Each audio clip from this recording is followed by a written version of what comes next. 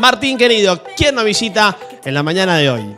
Así es, Leo, estamos aquí en el living de nuestro estudio, aquí en Tecnoteca, una tecnoteca que está muy movida en la jornada de hoy porque hay unas jornadas sobre tecnologías y en breve te vamos a contar sobre lo que ocurre en este lugar. Pero ahora estamos con Leandro Parnizari, nosotros los conocemos hace mucho tiempo porque él es delegado del Sindicato de Empleos Públicos, pero de aquí, en este momento, vamos a hablar de otra cosa. No vamos a hablar de gremialismo, sino que vamos a hablar de VIH. Leandro Parnizari es especialista, trabaja en el hospital, ha trabajado en distintas instituciones también públicas y es un especialista en la materia. Y queremos hablar de algo tan importante y que no pierde nunca vigencia, ¿no, Leo? Leandro, ¿cómo es el VIH? Buen día y gracias por haber venido hasta acá, ¿no? Hola, buenos días.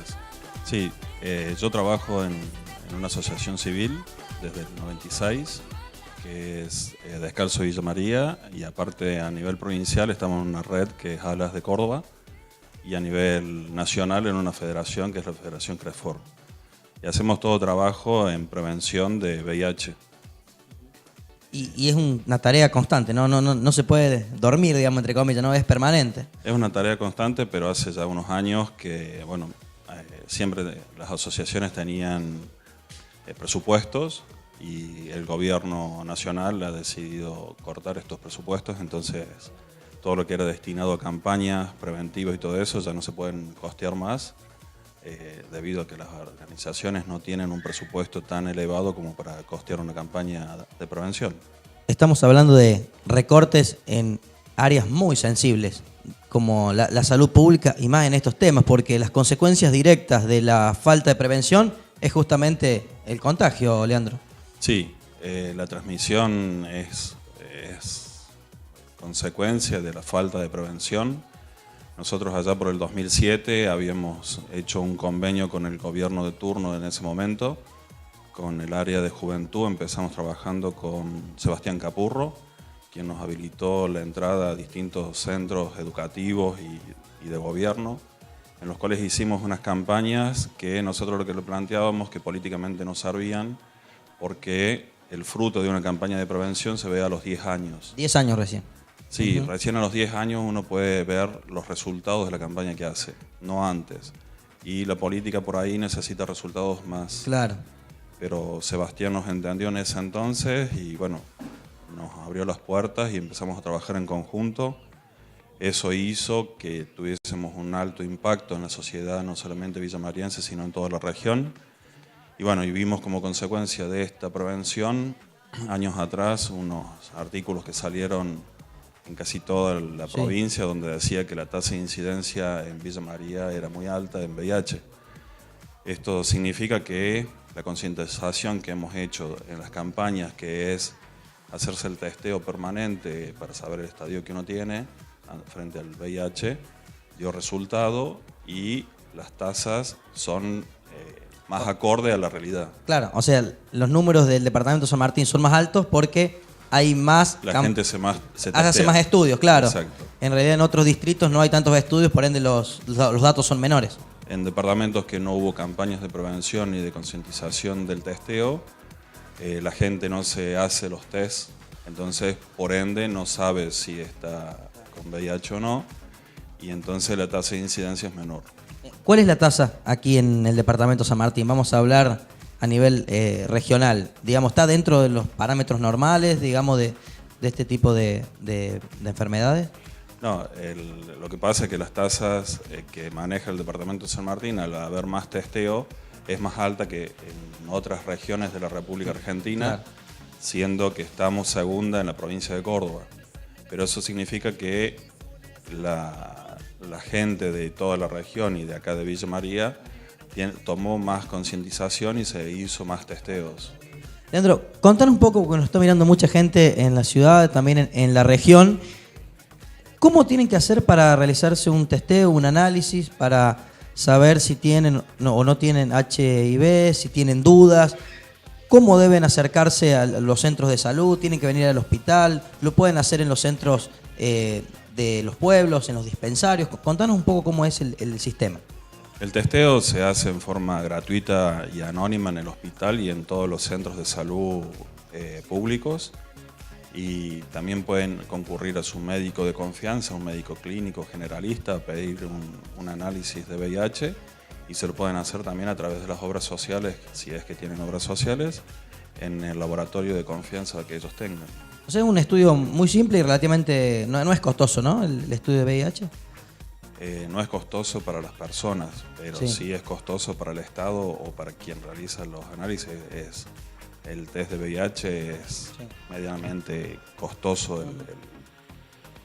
Mucho más costoso es después el tratamiento. Entonces, y un tratamiento que no está agarrado a tiempo, Sí. es un tratamiento mucho más difícil de seguir. Hoy en día la juventud se ha como relajado un poco ante el VIH porque lo considera una enfermedad crónica y no toma muchos recaudos, sobre todo en el uso del preservativo, y dicen, es una enfermedad crónica, una enfermedad más, y no es así. Es una enfermedad crónica y es con una calidad de vida alta, siempre y cuando que se sigan los lineamientos que el médico, que el infectólogo le da. La medicación no es tan tóxica como antes, pero sigue siendo una medicación tóxica, y lo que hace es que no haya adherencia de parte de los pacientes, y eso no es bueno, no es productivo para la calidad de vida. Pero hoy en día la enfermedad no es mortal como era en otras décadas, ¿no? Hay mucha más medicación y es mucho más controlable. Si uno no hace adherencia al tratamiento, la mortalidad es la misma. El problema que tenemos es que la gente no hace adherencia.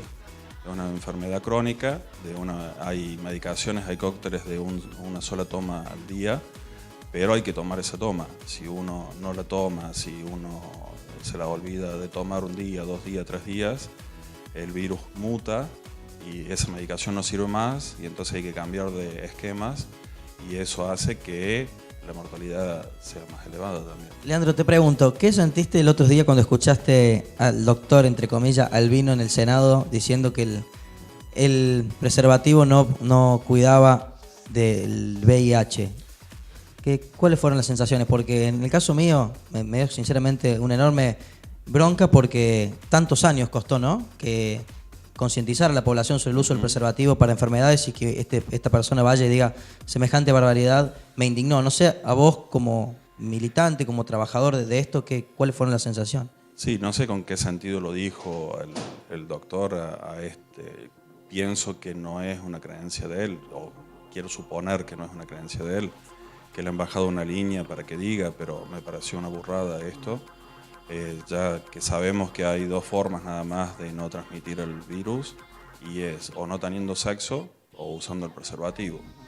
Y los jóvenes hoy en día a temprana edad empiezan con relaciones sexuales, entonces lo único que hace que el virus no se transmita es el uso del preservativo. Ni siquiera los otros métodos de pastillas o inyecciones o parches hormonales, que muchas veces las chicas lo que hacen es prevenir un embarazo, pero no de una enfermedad de transmisión sexual. Claro, los anticonceptivos no tienen nada que ver con la prevención del VIH. No, solo previenen un embarazo. Solamente. Exacto. Y solamente el preservativo previene las 2 cosas. Exactamente. Por eso, la verdad que el nivel de cinismo en esa declaración, de desinformar a la población, me pareció muy, muy aberrante, y más en un lugar público como es el Senado de la Nación. Sí, nosotros estamos peleando por varias cosas, por la educación integral también, porque es algo que no se aplica, y es el ABC de cualquier campaña de prevención, que los chicos o los jóvenes estén educados con la realidad como es, y no como algunos sectores la quieren dibujar. Sí, lamentablemente no se aplica plenamente la educación sexual, ¿no? No. Para nada. Y hay partes del país que es mucho más. Nosotros por ahí hacemos incidencia en el norte de la Argentina, y lo que es Salta, Jujuy, Tucumán, Santiago del Estero, casi es nula la educación sexual ahí, y también es nulo de parte del Estado repartir preservativos, por ejemplo. Nosotros nos tocó ir a discutir con la ministra de Salud de Salta y de Santiago del Estero, donde ellos tenían un registro para entregar preservativos y daban 3 preservativos por semana por persona. Como que la persona solo iba a tener 3 relaciones sexuales en esa semana. Entonces nos pareció algo ilógico. De hecho, debería ser ilimitado, ¿no?